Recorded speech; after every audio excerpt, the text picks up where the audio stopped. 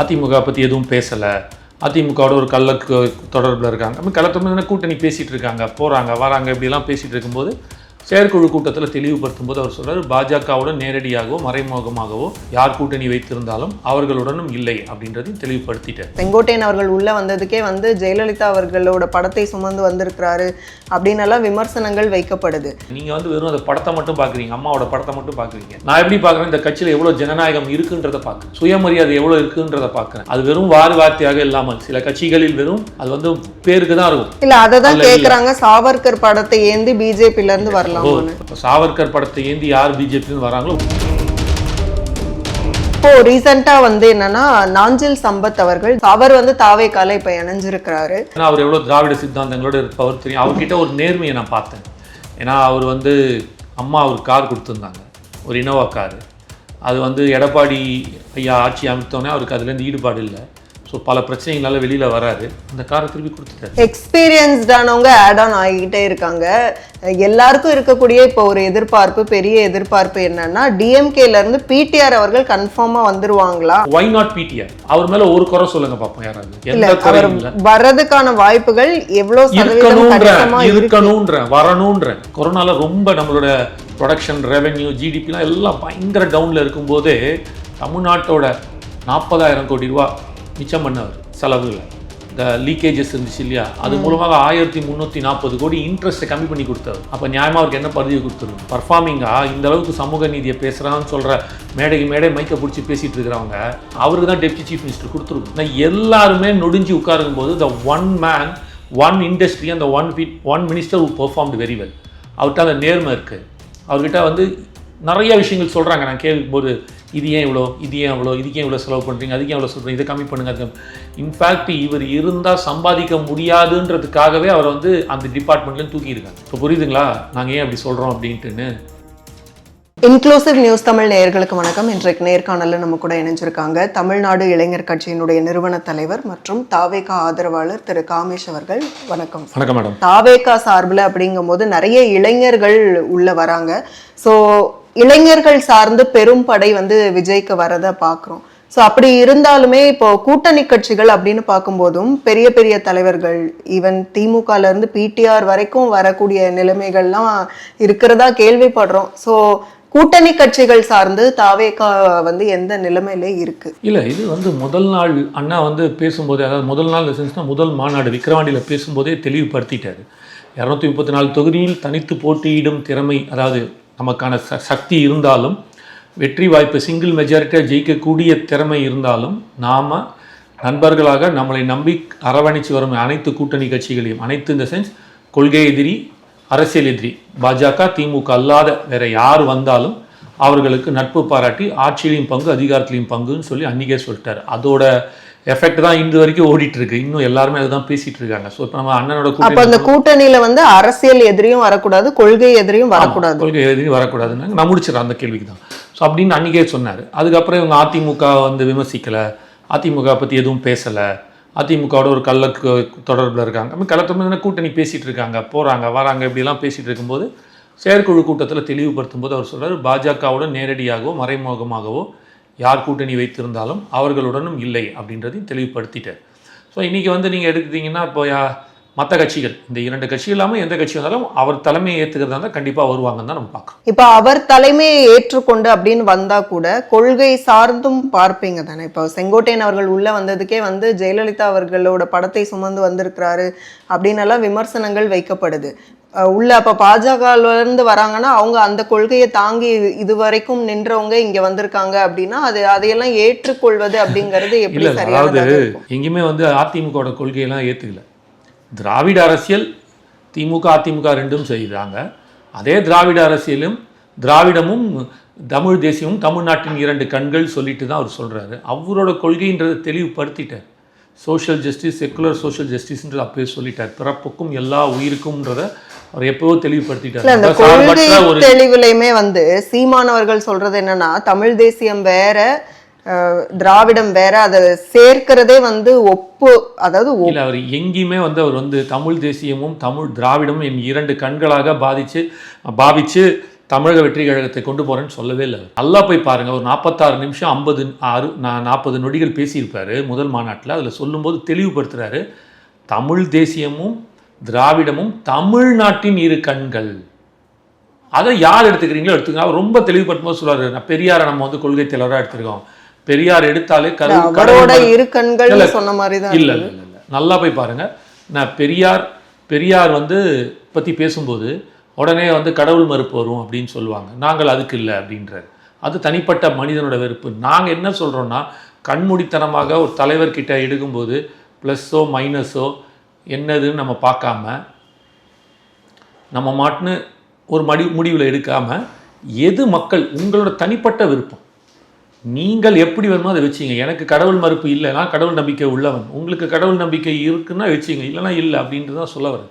இப்போ நீங்கள் கேட்கும்போது ஜெயலலிதா படம் தான் சொல்கிறீங்க, நீங்கள் வந்து வெறும் அந்த படத்தை மட்டும் பார்க்குறீங்க, அம்மாவோட படத்தை மட்டும் பார்க்குறீங்க. நான் எப்படி பார்க்குறேன், இந்த கட்சியில் எவ்வளோ ஜனநாயகம் இருக்குன்றதை பார்க்குறேன், சுயமரியாதை எவ்வளோ இருக்குன்றதை பார்க்குறேன். அது வெறும் வார்த்தையாக இல்லாமல் சில கட்சிகளில் வெறும் அது வந்து பேருக்கு தான் இருக்கும். இல்ல அததான் கேக்குறாங்க, சாவர்கர் படத்தை ஏந்தி பிஜேபியில இருந்து வரலாம். நம்ம யார் கொள்கை எதிரின்னு சொல்லிட்டாங்க. முக்கியமா இப்போ சாவர்கர் படத்தை ஏந்தி யார் பிஜேபின்னு வராங்களோ வந்ததுக்கு அப்புறம் பேசுவோம், வரத்துக்கு முன்னாடி அதை பற்றி பேசணுன்ற அவசியம் இல்லை. இப்போ நான் ரொம்ப சிம்பிளாக கேட்குறேன், இப்படி அம்மா படத்தை வச்சுக்கிட்டு செங்கோட்டையன் வந்து திமுகவில் இருக்க முடியுமா? யோசிச்சு பாருங்க, வாய்ப்பே கிடையாது.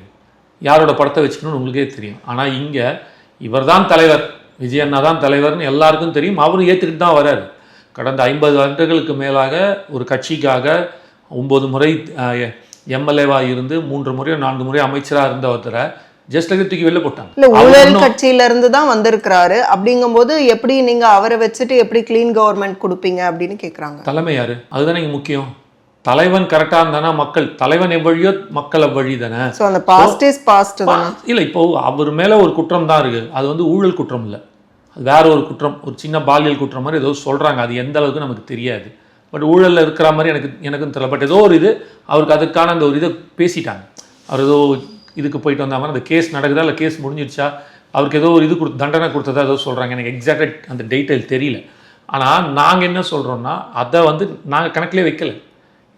நம்மளோடது வந்து ஃப்ரெஷ், அண்ணன் புதுசு வர. இப்போ ரொம்ப சிம்பிளாக கேட்குறேன், இப்போ விசிகா கூட்டணியில் இருக்குது இவங்களோட திமுகவோட, அப்போ விசிகாவும் வந்து ஊழல் கட்சின்னு கணக்கில் வச்சுக்கலாமா? அவங்க அத பற்றின புரிதல்ல ஒரு விஷயம் இத நாங்க பண்ண போறோம்னு சொல்லிருந்தா பரவாயில்ல. ஆனா விஜய் சொன்னது கிளீன் கவர்மெண்ட் கொடுப்போம் அப்படின்னு சொல்லி விசிகாவா தானே சொல்றாங்க. விசிகாவா தானே சொல்லுது, நாங்கள் வந்து ஆட்சியிலையும் பங்காளி நேர்மையான ஒரு அரசியல் எடுப்போம், சமுதாய சிந்தனையோட சமத்துவ இது அரசியல் தான் எடுப்போம்னு சொல்றாங்க. ஆனா இன்று அவர்கள் கூட்டணியில் இருப்பதாலே அவர்கள் வந்து ஊழல் கட்சியை எடுத்துட முடியுமா? ஆனா யார் ஊழல் பண்றான்னு சொல்றோம்? திமுக தானே ஊழல் பண்றான்னு சொல்றோம்.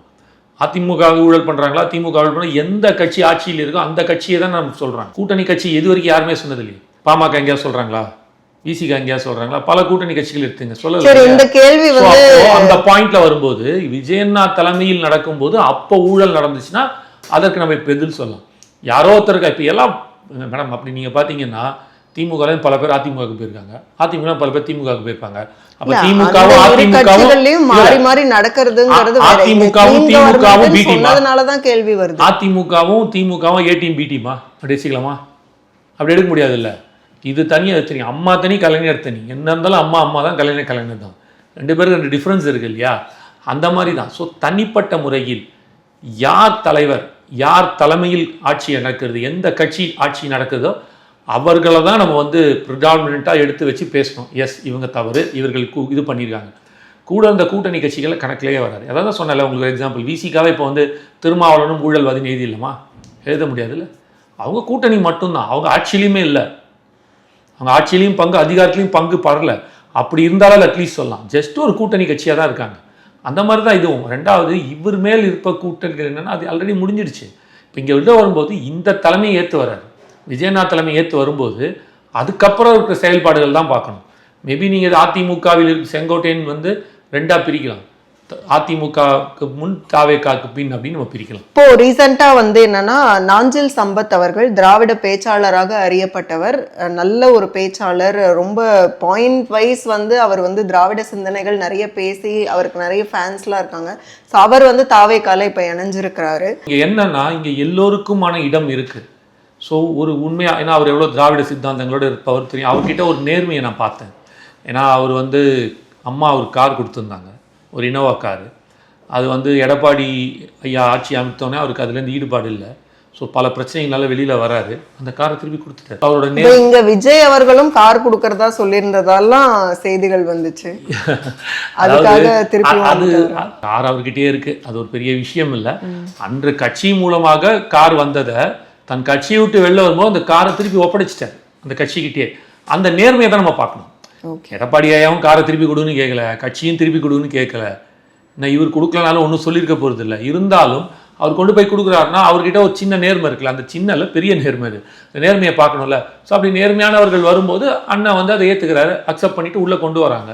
இன்னும் பேச்சாளர்கள் நீங்கள் கேட்குறீங்களா, நல்ல திராவிட சிந்தனை உள்ள பேச்சாளர்கள் நீங்கள் எடுக்கும்போதே ஒரு அழகான ஒரு இன்ட்ரடக்ஷனோட தான் நாஞ்சில் சார் பற்றி அண்ணனை பற்றி சொன்னீங்க.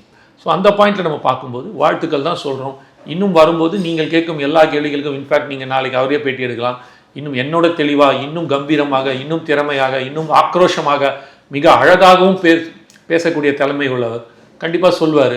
இந்த புது சேனலுக்கு வந்து அது ஒரு பெரிய ஒரு ஹெல்ப்ஃபுல்லாகவும் இருக்கும் நான் நம்புகிறேன். வாழ்த்துக்கள் உங்களோட புது சேனலுக்கு. முதல்ல சொல்லணும்னு நினச்சேன், நான் இது பண்ணிட்டேன். அப்போ வந்து என்னென்னா இந்த இடத்துல ஒரு எடுக்கிறாங்கல்ல, இப்போ யாரை எடுக்கிறோன்ற அந்த ஒரு இன்க்ளூசிவ்னஸ்குள்ளே வராங்க. உங்கள் சேனல் பேரே அதுலேயும் வருது, எங்களை இன்க்ளூசிவ்னஸ் பண்ணுறாங்க இல்லையா.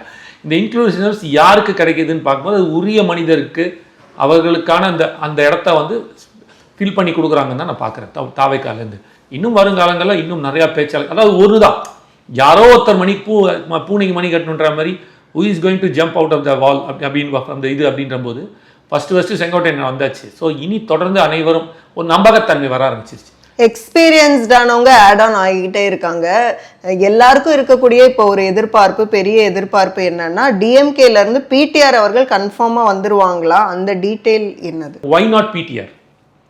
அவர் மேல ஒரு குறை சொல்லுங்க பாப்போம் யாராவது. எந்த குறையும் இல்ல. வரதுக்கான வாய்ப்புகள் எவ்வளவு இருக்கணும்ன்ற வரணும்ன்ற நாங்க இருக்கணும்ன்ற என் தனிப்பட்ட கருத்து. இது தாவேக்கா கருத்துல, தாய்க்கா கருத்து, தமிழ்நாடு இளைஞர் கட்சியோட கருத்து. ஏன்னா இந்த முகம் தேவைப்படுது. இப்படி அதாவது அன்று எம்ஜிஆர் வெளியில வந்தபோது பல பேர் அந்த தலைவனை நம்பி வந்தாங்க. இட் இஸ் அந்த ப்ராசஸ். அப்போ அன்னைக்கு எம்ஜிஆர் வந்து ஐகான் கிடையாது. இன்னைக்கு வேணா லெஜெண்டரி ஐகானா நம்ம கொண்டாடிட்டு இருக்கலாம். அன்று நம்பிக்கைன்னு ஒன்று இருந்துச்சுல, ஒரு நேர்மை இருக்கு, ஒரு ஊழலை பத்தி பேசுறாரு, நான் வெளியில வரேன், இந்த ஊழல் தேவையில்லைன்னு சொல்லிட்டு வரும்போது பாதி பேர் அவர் நம்பி வந்தாங்கல்ல. ஸோ அந்த நம்பிக்கையை கொடுத்தாருல எம்ஜிஆர், அந்த நம்பிக்கை இப்போ விஜய் நான் கொடுக்குறாரு. அப்படி கொடுக்கும்போது இல்லை நான் பிடிஆர் மாதிரி ஆட்கள் வரணும். ஏன் வரணுன்றதை நான் தெளிவாகவே சொல்கிறேன். என்னன்னா எனக்கு நிர்மலா சீதாராமன் மாதிரி மேடம் ஃபினான்ஸ் மினிஸ்டர் ஆஃப் இந்தியாவே சில சமயம் அவங்ககிட்ட வந்து கிளாரிஃபை பண்ணுவாங்களாம், பேசுவாங்களாமா. அதெல்லாம் தாண்டி is the most performing finance மினிஸ்டராக தமிழ்நாட்டுக்கு இருந்தார். திமுகவில் இருந்தார். 2021, 23 அந்த டைமில் கொரோனாவில் ரொம்ப நம்மளோட ப்ரொடக்ஷன், ரெவென்யூ, ஜிடிபிலாம் எல்லாம் பயங்கர டவுனில் இருக்கும்போதே தமிழ்நாட்டோட 40,000 கோடி ரூபா மிச்சம் பண்ணவர் செலவுகளை. இந்த லீக்கேஜஸ் இருந்துச்சு இல்லையா, அது மூலமாக 1340 கோடி இன்ட்ரெஸ்ட்டை கம்மி பண்ணி கொடுத்தவர். அப்போ நியாயமாக அவருக்கு என்ன பதவி கொடுத்துருக்கணும்? பர்ஃபார்மிங்காக இந்த அளவுக்கு சமூக நீதியை பேசுகிறான்னு சொல்கிற மேடைக்கு மேடை மைக்கை பிடிச்சி பேசிகிட்டு இருக்கிறவங்க யாருக்கு கொடுத்துருக்கணும்? இப்போ புரியுதுங்களா நாங்கள் ஏன் அப்படி சொல்கிறோம் அப்படின்ட்டுன்னு? ஸோ ஒரு மன்னராட்சி அப்படின்னு அந்த டீமை சொல்லும்போது எதுக்கு சொல்கிறோம் அப்படின்னா, யார் எதிர்த்து பேசினாலும், அந்த காலத்தில் மன்னர் எதிர்த்து பேசினா என்ன பண்ணுவாங்க? நாடு கடத்துவாங்க, இல்லைனா வந்து தூக்குள்ள போடுவாங்க, இல்லை நாக்கை வெட்டுவாங்க, ஏதோ சம்திங். அந்த மன்னர், அந்த மந்திரி எதிர்த்து பேசினது, மன்னர் எதிர்த்து பேசினது. அது போல் இப்போ எதிர்த்து பேசினா ஒரு நிலைமை என்னன்னு பாருங்கள். இப்போ புரியுது நாங்கள் ஏன் அவரை வந்து மன்னராட்சி சொல்கிறோம் திமுகவை பார்த்து அப்படின்னா, இதுதான் அந்த பாயிண்ட்டு. நியாயமாக என்னை பொறுத்த மட்டும் நான் என்ன அவருக்கு தான் டெப்டி சீஃப் மினிஸ்டர் கொடுத்துருக்கணும். ஏன்னா எல்லாருமே நொடிஞ்சு உட்காருக்கும் போது the one man, one industry அந்த one minister who performed very well. அவர்கிட்ட அந்த நேர்மை இருக்குது. அவர்கிட்ட வந்து நிறைய விஷயங்கள் சொல்கிறாங்க. நான் கேட்கும்போது இது ஏன் இவ்வளோ, இது ஏன் அவ்வளோ, இதுக்கு ஏன் இவ்வளோ செலவு பண்ணுறீங்க, அதுக்கு ஏன் இவ்வளோ சொல்கிறீங்க, இதை கம்மி பண்ணுங்க, அதுக்கு.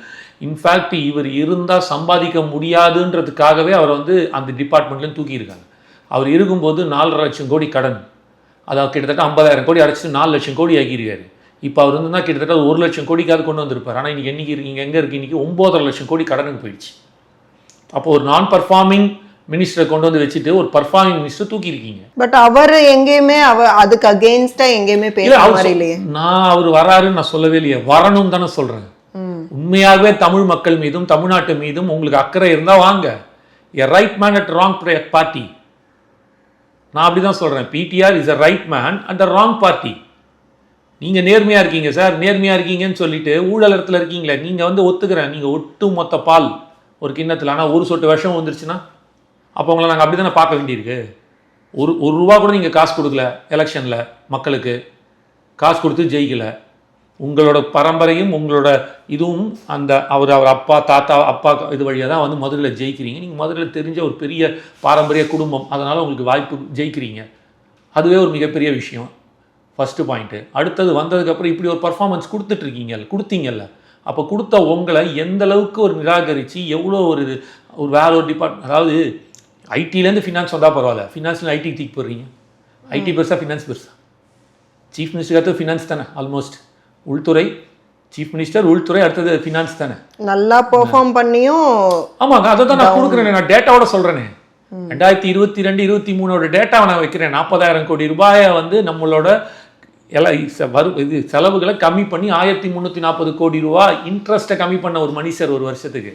அவர் தொடர்ந்து இருந்தாருன்னா கிட்டத்தட்ட வந்து 4.5 லட்சம் கோடியா, அப்போவே 40,000 கோடி 50,000 கோடி கிட்டத்தட்ட வச்சுட்டா கூட 4,10,000 கோடிகள், அது ஒரு 3 லட்சமோ 2 லட்சத்துக்கு கொண்டு வந்திருப்பாரு. வருஷத்துக்கு 50,000 கோடி.